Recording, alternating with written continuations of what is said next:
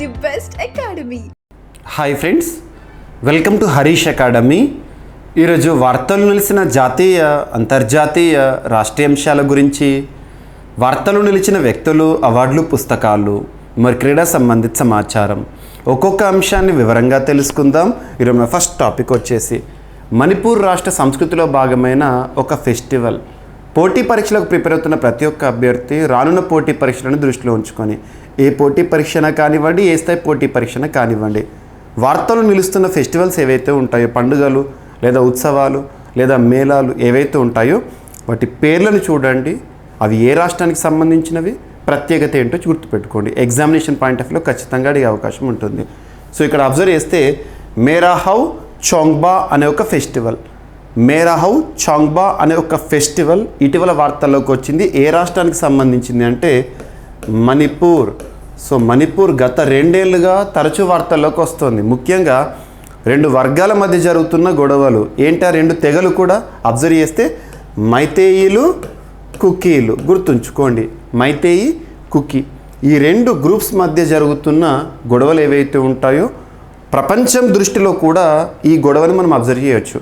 So ఇక్కడ observe చేస్తే మణిపూర్లో జరుగుతున్న ఒక ఫెస్టివల్ మేరా హౌ చోంగ్బా అనేది ఇటీవల వార్తల్లోకి వచ్చింది. ముఖ్యంగా బ్రదర్హుడ్కి సంబంధించి, యూనిటీకి సంబంధించి ఈ ఫెస్టివల్ని చిహ్నంగా చెప్పచ్చు. సో ఐకమత్యం లేదా సోదర భావం ఈ ఫెస్టివల్ యొక్క ఉద్దేశము. సో ఇక్కడ అబ్జర్వ్ చేయండి, మేరా హౌ చోంగ్బా అనే ఫెస్టివల్ సెలబ్రేషన్ ఆఫ్ యూనిటీ. ఏ రాష్ట్రానికి సంబంధించి అంటే మణిపూర్. ఓకేనా.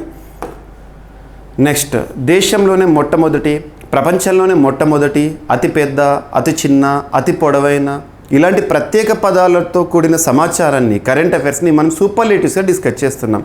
సో ఇక్కడ కేరళ రాష్ట్రంలో ఇటీవల ప్రారంభమై వార్తల్లోకి వచ్చిన ఒక సూపర్లేటివ్ టాపిక్, తిరువనంతపురం ఎయిర్పోర్ట్ ఏదైతే ఉంటుందో ఆ ఎయిర్పోర్ట్లో ప్రారంభమైంది. అదేంటంటే భారతదేశంలోనే మొట్టమొదటి సెల్ఫ్ పవర్డ్, సో స్వతహాగా అన్నట్టు self powered indoor air quality monitor.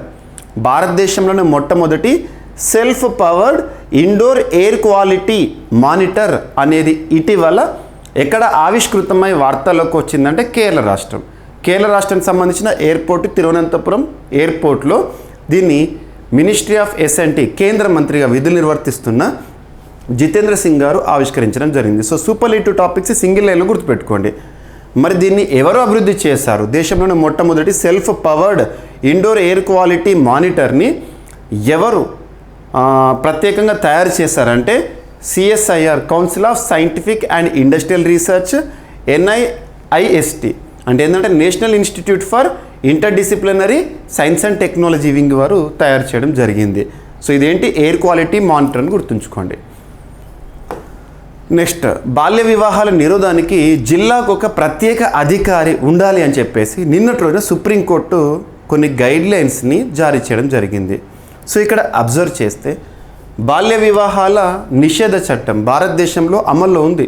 ఏ సంవత్సరం? బాల్య వివాహాల నిషేధ చట్టం 2006. చాలాసార్లు మనం డిస్కస్ చేసిన ఏదైనా చట్టం గురించి డిస్కస్ చేస్తున్నప్పుడు దాని కన్సర్న్ ఇయర్ ఏంటో చూడాలి.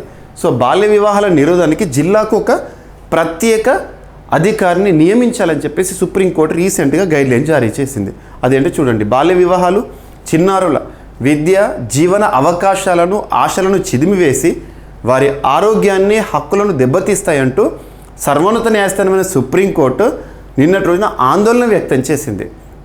ఈ సామాజిక రుగ్మతను రూపుమాపేందుకు బహుముఖ కార్యాచరణ అవసరమని స్పష్టం చేసింది. బాల్య వివాహాల నిషేధ చట్టాన్ని అమలు చేయాల్సిందేనని పేర్కొనడంతో పాటు ఈ లక్ష్య సాధనకు అనుసరించాల్సిన పలు మార్గదర్శకాలను కేంద్ర, రాష్ట్ర ప్రభుత్వాలకు జారీ చేసింది. ఇక్కడ అబ్జర్వ్ చేస్తే దేశవ్యాప్తంగా ప్రతి జిల్లాలోనూ బాల్య వివాహాల నిషేధ అధికారులను నియమించాలంట. వారికి ఈ యొక్క బాధ్యతని అప్పగించాలి, ఇతర విధులకు వినియోగించరాదు. ప్రత్యేక పోలీస్ విభాగం కూడా ఉండాలని చెప్పారు. బాల్య వివాహాల నిషేధం ఖచ్చితంగా అమలయ్యేలా చూడాల్సిన బాధ్యత ఈ అధికారులదే. ప్రతి 3 నెలలకోసారి వీరి పనితీరును సమీక్షించాలి, రివ్యూ చేయాలి. స్త్రీ, శిశు అభివృద్ధి, హోంశాఖలను ధర్మాసనం ఆదేశించింది ఈ విషయంగా. బాల్య వివాహాల నిషేధం అమలు క్రతువులో కలెక్టర్లు, ఎస్పీలను భాగస్వాములను చేయాలి. ఈ విధుల పట్ల నిర్లక్ష్యం వహిస్తే చర్యలు కూడా తీసుకోవాలి, కఠినంగా ఉండాలి అని చెప్పేసి ప్రత్యేకంగా బాల్య వివాహం జరిగితే పర్యవసానం ఎలా ఉంటుంది, ఏ హక్కులు కోల్పోతారు ఆ పిల్లలు అని చెప్పేసి ప్రత్యేకంగా మాట్లాడుతూ గైడ్లైన్స్ని జారీ చేసింది ప్రస్తుతం సుప్రీంకోర్టు ప్రధాన న్యాయమూర్తిగా ఉన్న జస్టిస్ డివై చంద్రచూడ్ గారు. సో సుప్రీంకోర్టులో అన్ని ధర్మాసనాల విచారణలు. సో సుప్రీంకోర్టులో మనం చూస్తూ ఉంటాము. సో కేసుల విచారణ సందర్భంగా ఒక్కొక్క జడ్జి ఒక్కొక్క కేసుకు సంబంధించి తీర్పు ఇవ్వడం కానివ్వండి, సింగిల్ బెంచ్ అని, డివిజనల్ బెంచ్, ఇటువంటి చూస్తూ ఉంటాం కదా. సో ఇక్కడ సుప్రీంకోర్టులో అన్ని ధర్మాసనాల విచారణలు ఇక మీదట ప్రత్యక్ష ప్రసారం కానున్నాయి. సో డిజిటలీకరణ అని చెప్పచ్చు. సో ఇక్కడ అబ్జర్వ్ చేస్తే రీసెంట్గా న్యాయదేవత కళ్ళు తెరుచుకుంది అని చెప్పేసి మనం చూసాము. సుప్రీంకోర్టులోని లైబ్రరీలో ఏర్పాటైన న్యాయదేవత విగ్రహానికి కళ్ళు ఏవైతే ఉంటాయో ఆ కళ్ళకు కట్టిన గంతల్ని తొలగించడం జరిగింది. సో జస్టిస్ డివై చంద్రచూడ్ గారి ఆదేశాల మేరకు ఇవన్నీ చూస్తున్నాం రీఫార్మ్స్. సో ఇక్కడ అబ్జర్వ్ చేస్తే దేశ సర్వోన్నత న్యాయస్థానంలోని అన్ని ధర్మాసనాల్లో జరిగే విచారణ కార్యకలాపాలు త్వరలో ప్రత్యక్షం కానున్నాయి. దీనికి సంబంధించిన సాఫ్ట్వేర్ను పరీక్షించే క్రమంలో భాగంగా శుక్రవారం నిన్నటి రోజున వివిధ కోర్టుల కార్యకలాపాలు ప్రత్యక్ష ప్రసారం చేశారు. సాంకేతిక పరీక్షలన్నీ పూర్తయిన తర్వాత మొత్తం 16 ధర్మాసనాల కార్యకలాపాలు ప్రత్యక్షంగా వీక్షించే అవకాశం ప్రజలకు దక్కుతుందంట. ఇప్పటివరకు రాజ్యాంగ ధర్మాసనాల విచారణలు మాత్రమే యూట్యూబ్ ద్వారా సర్వోన్నత న్యాయస్థానం ప్రత్యక్ష ప్రసారం చేసింది. ఇకపై అన్ని కేసుల విషయంలో ఇక సొంత యాప్తో సుప్రీంకోర్టు వెబ్సైట్ ద్వారా లైవ్ స్ట్రీమింగ్ కూడా ఇవ్వనుందంట, గుర్తుపెట్టుకోండి. ఇక సుప్రీంకోర్టు ప్రధాన న్యాయమూర్తిగా డివై చంద్రచూడ్ గారు నవంబర్లో పదవి విరమణ పొందబోతున్నారు, రిటైర్ కాబోతున్నారు. తన స్థానంలో సంజీవ్ ఖన్నా గారు రాబోతున్నారు. ఈ లోపల ఈ రీఫార్మ్స్ గుర్తుపెట్టుకోండి. సో క్యాన్సర్ ఆట కట్టించే వ్యాక్సిన్ని అభివృద్ధి చేసిన కొలంబియా యూనివర్సిటీ పరిశోధకులు. ఏ పరిశోధకులు, ఏ ఇన్నోవేషన్ అని అడగవచ్చు ఎగ్జామినేషన్ పాయింట్ ఆఫ్ వ్యూలో. బ్యాక్టీరియాతో తయారీ రోగికి తగ్గట్టుగా మార్చే వీలుందంట దీనికి. సో క్యాన్సర్ వ్యాధి చికిత్స దిశగా అమెరికాలోని కొలంబియా యూనివర్సిటీకి చెందిన పరిశోధకులు కీలక ముందడుగు వేశారు. ప్రాణాంతక క్యాన్సర్ను నివారించే బ్యాక్టీరియల్ వ్యాక్సిన్ను వీరు అభివృద్ధి చేశారు. ఈ వ్యాక్సిన్కు సంబంధించిన వివరాలు నేచర్ జర్నల్లో ప్రచురితం అయినాయి. ఈకోలి బ్యాక్టీరియాను మార్చి ఈ వ్యాక్సిన్లో ఉపయోగించారు. క్యాన్సర్ కణాలపై దాడి చేసేలా శరీర రోగ నిరోధక వ్యవస్థను ప్రోబయాటిక్ బ్యాక్టీరియా సిద్ధం చేస్తుందని పరిశోధకులు ఈ పరిశోధన ద్వారా చెప్తున్నారు. 2030 సంవత్సరం నాటికి 120 కోట్ల స్మార్ట్ ఫోన్లను చూడబోతున్నామంట. సగం మందికి 5G కనెక్టివిటీ ఉంటుందంట. భారీగా పెరగనున్న డేటా వాడకం వెల్లడించిన GSMA రిపోర్ట్ అని చెప్పేసి మన దేశంలో మొబైల్ వాడకం జెట్ స్పీడ్తో దూసుకెళ్తుందని చెప్తున్నారు. 2030 నాటికి అంటే ఇంకొక 6 ఇయర్స్లో 30 నాటికి ఇండియాలో దేశంలో 120 కోట్ల స్మార్ట్ ఫోన్ కనెక్షన్లు ఉంటాయని, వీరిలో సగం మంది వినియోగదారులు 5G స్మార్ట్ ఫోన్లను ఉపయోగిస్తారని తాజా రిపోర్ట్ తెలిపింది. ఎవరంటే గ్లోబల్ మొబైల్ నెట్వర్క్ సంస్థ GSMA ఈ గణాంకాలను చెప్పడం జరిగింది. మన దేశంలో 2030 నాటికి 64.1 కోట్ల మందికి పైగా 5G కస్టమర్లు ఉండనున్నారంట, గుర్తుపెట్టుకోండి. ప్రస్తుతం భారతదేశంలో డిజిటల్ రెవల్యూషన్ని చూస్తున్నాం.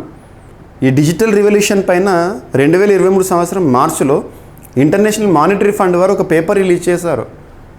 మన భారతదేశంలో డిజిటల్ రెవల్యూషన్ని ప్రశంసించారు, ప్రపంచ దేశాలు నేర్చుకోవాలని చెప్పారు. సో ఇవన్నీ చూడండి డిజిటల్ ఇన్ఫ్రాస్ట్రక్చర్ గురించి. అండ్ విస్తరిస్తున్న స్టెంట్ మార్కెట్. సో హృదయానికి సంబంధించి లేదా గుండెకి సంబంధించి స్టంట్ వేశారంట కదా. సో స్టెంట్ మార్కెట్ విస్తరిస్తుందంట. సో ఇక్కడ అబ్జర్వ్ చేస్తే ఏ సంస్థ అంటే ఇక్కడ చూడండి, దేశంలో హృద్రోగ బాధితులు రోజురోజుకు పెరుగుతున్నారు. హృదయ సంబంధిత సమస్యలతో పట్టుమని 25 ఏళ్ళు కూడా నిండకుండానే రక్తనాళాల్లో పూడికలు ఏర్పడుతున్నాయి. 1990లో కార్డియోవాస్కులర్ వ్యాధి కేసులు 25.7 మిలియన్లు ఉండగా 2023 నాటికి అవి 64 మిలియన్లకు పెరిగినట్లు అంచనా. ఇలా గుండె జబ్బులు ఎక్కువ అవుతుండడంతో కరోనరీ స్టంట్ చికిత్సకు డిమాండ్ ఏర్పడింది. స్టంట్స్ వేయడంలో భారత్లో coronary drug eluting stent market 2024 నుంచి 2033 వరకు 4% సగటు వార్షిక వృద్ధి రేటును సాధిస్తుందని ప్రముఖ డేటా అనలిటిక్స్ సంస్థ గ్లోబల్ డేటా అంచనా వేసింది. ఈ నివేదికలో 2024లో ఆసియా పసిఫిక్ మార్కెట్లో దాదాపు భారత్ 32% వాటాను కలిగి ఉందని వెల్లడించడం జరిగింది, గుర్తుపెట్టుకోండి. అండ్ రీసెంట్గా 149వ inter parliamentary union assembly. So parliamentary సమావేశాలు అని చెప్పొచ్చు. మన భారతదేశానికి కాదు, ప్రపంచంలో పార్లమెంట్స్ ఉంటాయి కదా, వాటికి సంబంధించిన ఇంటర్ పార్లమెంటరీ యూనియన్ అసెంబ్లీ అనేది స్విట్జర్లాండ్లోని జెనీవా వేదికగా జరిగింది. ఇక్కడ అబ్జర్వ్ చేస్తే ఓం బిర్లా గారు మన భారతదేశం నుండి పార్లమెంట్ లోక్సభ స్పీకర్ కదా, అక్కడ పార్టిసిపేట్ చేయడం జరిగింది. అక్టోబర్ 13th నుండి 17th వరకు ఈ సమావేశాలు నిన్నటి వరకు జరిగినాయి. సో రాష్ట్రంలో తెలంగాణ రాష్ట్రంలో మెరుగ్గా ఉపాధి హామీ Mahatma Gandhi national rural implement guarantee act 2005 implemented from 2006, దీని గురించి మనం చూస్తున్నాం. సో ఇక్కడ అబ్జర్వ్ చేస్తే మహాత్మా గాంధీ జాతీయ గ్రామీణ ఉపాధి హామీ చట్టం అమల్లో తెలంగాణ మంచి ప్రదర్శనను కనబరిచింది. గత ఏడాదితో పోలిస్తే ఈ ఏడాది ఏప్రిల్ నుంచి సెప్టెంబర్ నాటికి జాతీయ స్థాయిలో ఉపాధి హామీలో పని దినాలు పర్సంటేజ్ 16.2% తగ్గగా రాష్ట్రం మాత్రం 27.1% పని దినాల పెరుగుదలను నమోదు చేసింది. అదేవిధంగా ఈ ఏడాది ఏప్రిల్ టు సెప్టెంబర్ మధ్య జాతీయ స్థాయిలో ఉపాధి పొందిన కుటుంబాల సంఖ్య తగ్గినప్పటికీ తెలంగాణలో మాత్రం ఈ కుటుంబాల సంఖ్య పెరిగింది.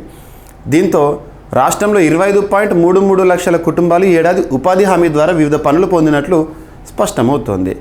జిల్లాల వారీగా ఉపాధి కల్పనను పరిశీలిస్తే కామారెడ్డి, ములుగు, వరంగల్ జిల్లాలు వరుసగా 82%, 66%, 66% చొప్పున గణనీయమైన పెరుగుదలను నమోదు చేసుకొని రాష్ట్రంలో ముందంజలో ఉన్నాయంట. గుర్తుపెట్టుకోండి. ఎవరు రిలీజ్ చేశారు నివేదికలు అంటే లిబటెక్ ఇండియా వారు ఒక సర్వే చేసి ఈ రిపోర్ట్ని ఇవ్వడం జరిగింది.